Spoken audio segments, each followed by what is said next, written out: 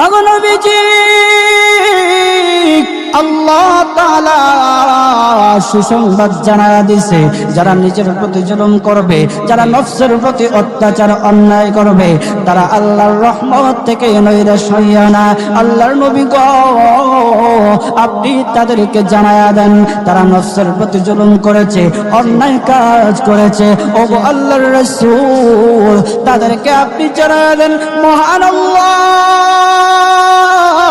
তারা যত বড় অন্যায় কাজ করুক না কেন, যত বড় নাফরমানি কাজ করুক না কেন, মহান আল্লাহ রব্বুল আলামিনের কাছে বান্দা চাইতে দেরি, মহান আল্লাহ তাদের ডাকে সাড়া দিতে দেরি না।